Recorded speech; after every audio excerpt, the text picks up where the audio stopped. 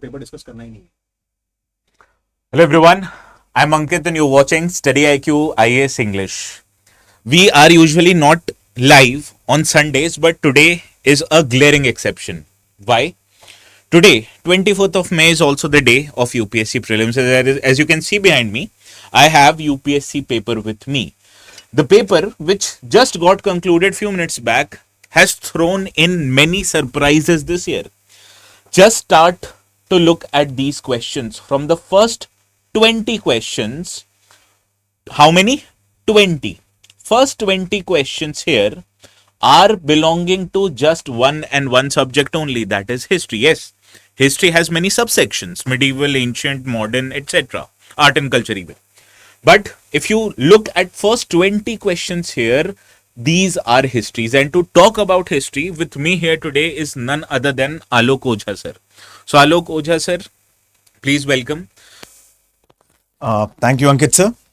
So, hello friends, everyone. First of all, like as Ankit sir have said, first 20 questions are of history, and we'll be in quite detail. We are going to analyze these questions around 12:30 p.m. My friends, if we observe the trend of past year paper, for example, if you observe the trend of 22, 23, 24 and 25, the number of questions in history probably were declining.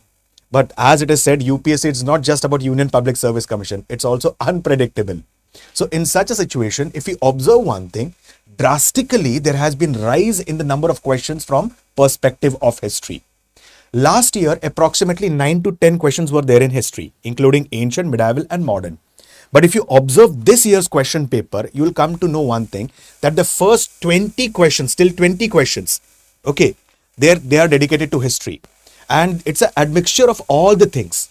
Like initially we have observed, Ankit sir, one thing, that more weightage is given by UPSC for modern Indian history. And sometimes art and culture. And sometimes art and culture. Here you can observe there are 3 to 4 questions from modern Indian history. Approximately there are 3 to 4 questions specifically from ancient Indian history, 3 to 4 questions from medieval Indian history, and 5 to 6 questions precisely from art and culture. By what I have observed, like specifically in art and culture, there is more emphasis that is laid on temple architecture. Secondly, they have also correlated art and culture with the current affairs. So whatever things might be in the news, they have asked this as a part of art and culture. So we are going to analyze these things in quite depth and detail. And precisely after analyzing these things in depth and detail, we can also forecast the trend of the UPSC examination in the coming year. So Ankit sir, please throw light on the part of economy as well. Yes, the less I say about economy, the more it is. If you look at this set, I'm not aware of which particular set it is. I guess it is set A. Yes.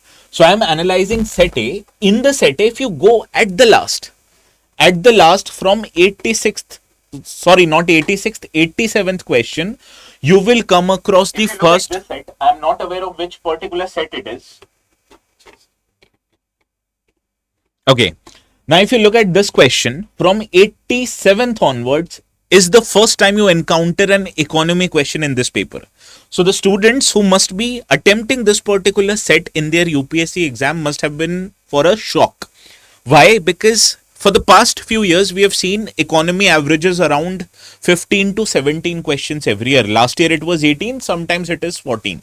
So on an average, 15 to 17 questions every year come from economy.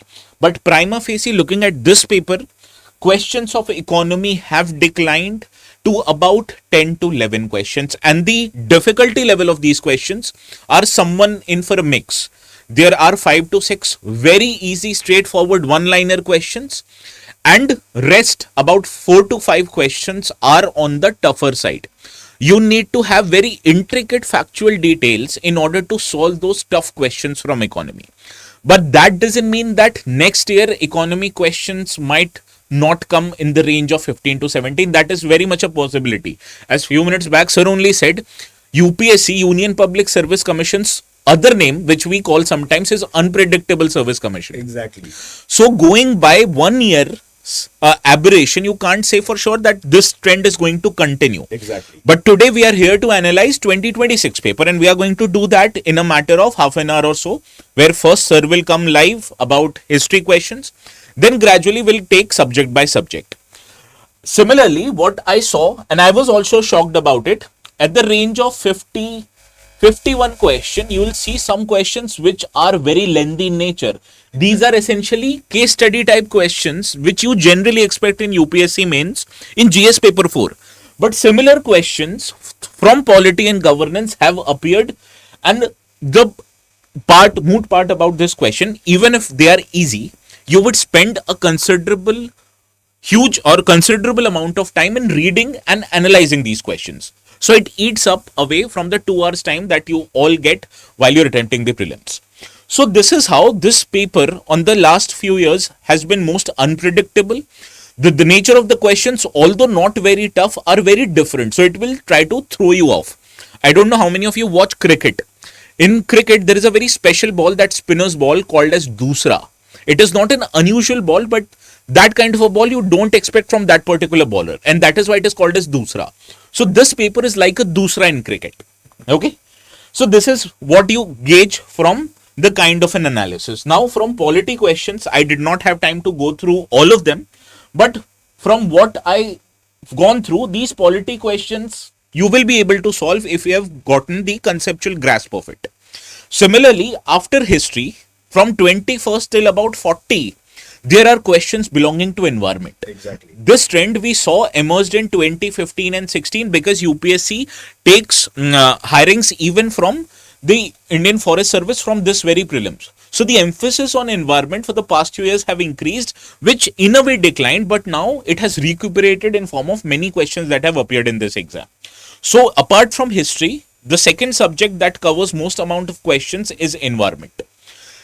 And environment, history, polity, geography and economy, these are 4 cardinal subjects of UPSC. If you're gone through this, your paper, you can expect you'll be able to clear it. No need to get worried right now. If you're attempting this paper, I'll honestly advise you to drop your YouTube channels and focus on your next focus on your next paper, that is CSAT. But if you're looking to prepare for next year, please hold on. In a matter of few minutes only, sir and I and other members of our team will come in live, and we will discuss each and every question in great detail, and we'll do our level best to provide you the best analysis that you will be able to find in the YouTube. One more thing I would like to add on to Ankit sir. My friends, like usually I keep on saying in history that focus on modern Indian history more. But what I observed the trend of UPSC examination this year, precisely on the basis of the past year trends of 5 to 6, 7 years question paper, I have come to know one important aspect, and that is specifically the question paper. It was a bit lengthy. Yes, Aniket, correct. The question paper was a bit lengthy. And secondly, the most important aspect, usually students throw light on the current affairs part. Correct? And we also keep on suggesting, like I usually keep on suggesting the aspirants precisely that you, even if you're preparing for art and culture, study and correlate that with the help of current affairs. But if you observe here, you cannot leave static portion behind. Isn't that so, Ankit sir? Yes, sir. Obviously. Like precisely speaking, if you observe this year, that is 2026 prelims examination paper, 65 to 68% content is from your static portion.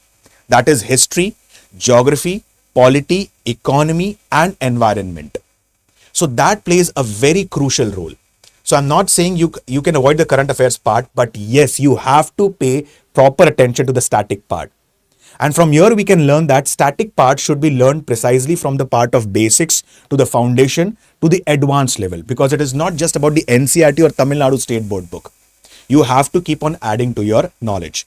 As Ankit sir said, just within a span of half an hour to 45 minutes, we'll be coming up with a detailed analysis of all the subjects, that is history, geography, polity, economy. Is that clear, friends? And the first 20 questions were of history. So history has played a major role. That is 1/5 of the question paper this year belongs to history. Okay. Ankit sir, any last words?